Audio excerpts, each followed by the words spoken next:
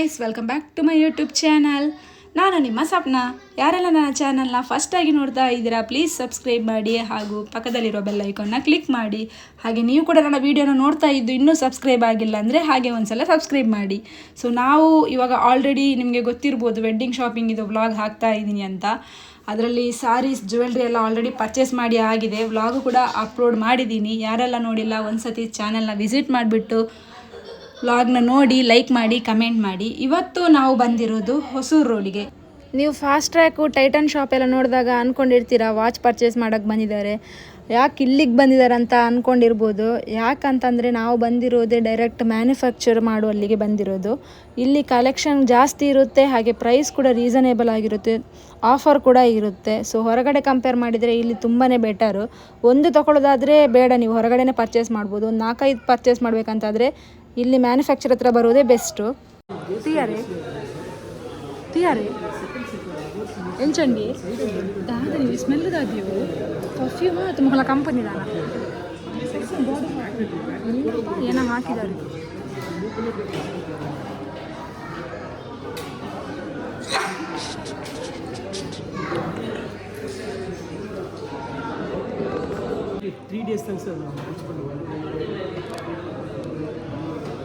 Flavour select ಮಾಡ್ತಾರೆ ಗೊತ್ತಜ್ಜಿ.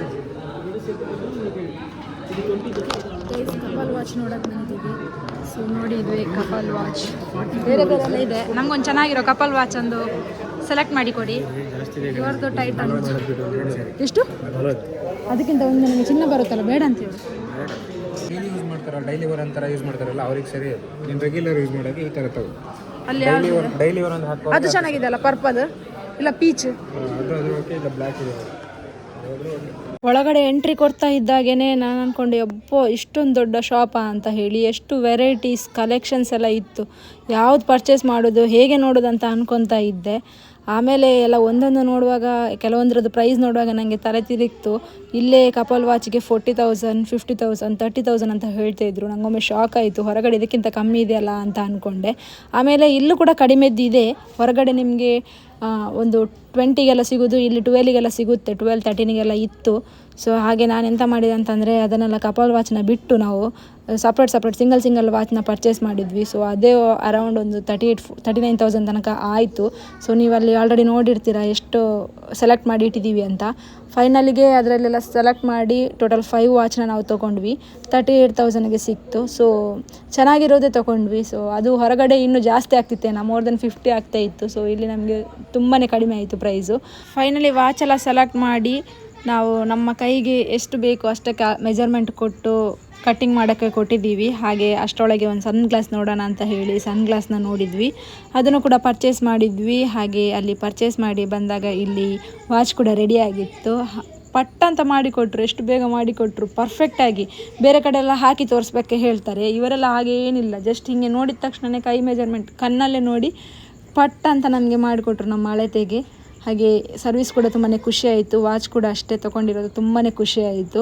ಹೊರಗಡೆ ಹೋಗ್ತಿದ್ರೆ ಎಷ್ಟು ಕಲೆಕ್ಷನ್ ಸಿಗ್ತಾ ಇರಲಿಲ್ಲ, ಇಲ್ಲಿ ತುಂಬ ಕಲೆಕ್ಷನ್ಸ್ ಇತ್ತು. ಸ್ವಲ್ಪ ಸೆಲೆಕ್ಟ್ ಮಾಡುವಾಗ ಲೇಟ್ ಆಯಿತು, ಬಟ್ ಒಳ್ಳೆ ಕಲೆಕ್ಷನ್ಸೇ ಸಿಕ್ತು. ಫೈನಲಿ ತೊಗೊಂಡು ಹೊರಗಡೆ ಬಂದ್ವಿ. ನನಗಂತೂ ಇಲ್ಲಿಗೆ ಬಂದಿರೋದು ತುಂಬಾ ಖುಷಿ ಆಯಿತು.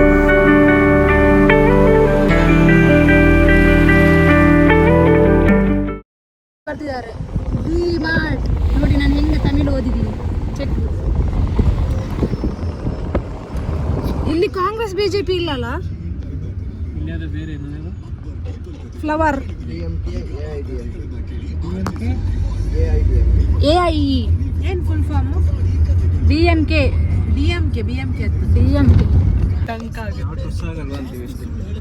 ಅಲ್ಲ. ನಾನು ಹೇಳಿದೆ ಅಂತ, ಇವಾಗ ನಾವು ಶಾರ್ಟ್ ತಗೊಂಡಿಟ್ರೆ ನೆಕ್ಸ್ಟ್ ಅದು ಚಿಂಕ್ ಆಗಲ್ಲ ಅಂತ. ಮೆತ್ತಗೆ ಇವ್ರದ್ದು ಮೆತ್ತಗೆ ಅಂತೆ, ನಾವು ಚಿಂಕ್. ನಮ್ದು ಟಂಕ ಆಗಲ್ಲ. ಟುಸ್ಪುಸ್ ಅದು ಬೇರೆ, ಇದು ಟುಸ್ಪುಸ್ ಆಗಲ್ಲ. ಗೈಸ್, ನಿಮ್ಗೆ ಯಾರಿಗಾದ್ರು ಟಂಕ ಮೀನಿಂಗ್ ಗೊತ್ತಿದೆಯಾ ಗೈಸ್? ಕಮೆಂಟ್ ಮಾಡಿ. ಎಂತ ಹೇಳಿ, ಟಂಕ ಮೀನಿಂಗ್ ಗೊತ್ತಿದೆಯಾ ಗೈಸ್? ನಾವಿವಾಗ ಬಂದಿದ್ದೀವಿ ತಮಿಳ್ನಾಡಿಂದ ಸ್ವಲ್ಪ ಮುಂದೆ ಬಂದಿರುವ ಶ್ರೀನಿಧಿ ವೈಭವ ಹೋಟೆಲಿಗೆ. ಹೋಗ್ತೀವಾ ಗೊತ್ತಿಲ್ಲ, ಹೋಗಲ್ಲ. ಹಾಗಾದರೆ ಮುಂದೆ ಹೋಗ್ತೀವಿ. ನಾವು ವಾಚ್ ತಗೊಳಕ್ಕೆ ಬೆಂಗಳೂರಿನಿಂದ ತಮಿಳ್ನಾಡಿಗೆ ಬಂದಿದ್ವಿ. ಇವರು ಟೈಟನ್ ವಾಚ್ ಬ್ರ್ಯಾಂಡ್ನವರು. ಇವರು ತಗೊಂಡಿರೋದು ಫಾಸ್ಟ್ ಟ್ರ್ಯಾಕ್. ಯಾಕೆ ಬರತ್ತಾ? ಯಾಕೆ ಪ್ರದೀಪ? ಟೈಟನ್ ಇದೆಯಲ್ಲ, ಸೊ ಹಂಗಾಗಿ ಫಾಸ್ಟ್ ಟ್ರ್ಯಾಕ್.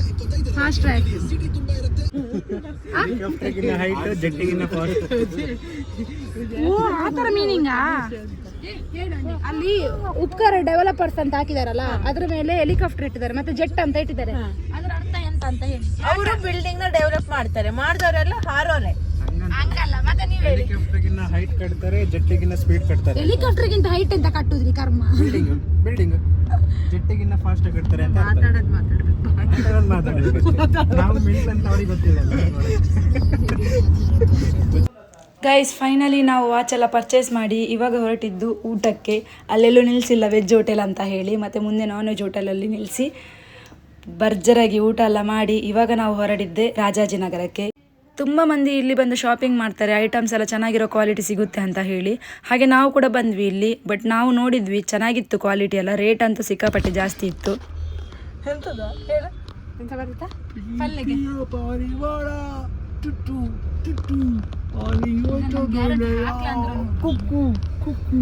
ಮದುವೆ ದಿನ ಎಂತ ಮಾಡ್ಬೇಕು?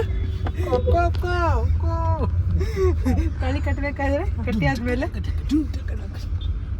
ಪೂರ್ತಿ ರಾಜಾಜಿನಗರ ಸುತ್ತು ಬಂದ ನಂತರ ನಾವು ಬಂದಿರೋದು ಬಾಟಾ ಶೋರೂಮ್ಗೆ. ಇಲ್ಲಿ ಆಫರ್ ನಡೀತಾ ಇತ್ತು, ಹಾಗೆ ಸ್ಯಾಂಡಲ್ಸ್ನೆಲ್ಲ ತೊಗೊಂಡ್ವಿ.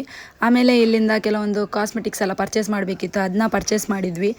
ಚಿಕ್ಕಪೇಟೆಗೆ ಕಂಪೇರ್ ಮಾಡಿದರೆ ಚಿಕ್ಕಪೇಟೆನೇ ಬೆಟರ್ ಅಂತ ಅನಿಸುತ್ತೆ. ವೆಡ್ಡಿಂಗ್ ಶಾಪಿಂಗ್ ನೀವೇನಾದರೂ ಮಾಡಬೇಕಂತಾದರೆ ಬೆಸ್ಟ್ ಆಪ್ಷನ್ನೇ ಚಿಕ್ಕಪೇಟೆ ಅಂತ ಹೇಳ್ತಾ ಈ ವ್ಲಾಗ್ನ ಇಲ್ಲೇ ಎಂಡ್ ಮಾಡ್ತಿದ್ದೀನಿ. ಟಾಟಾ, bye bye, take care, love you all.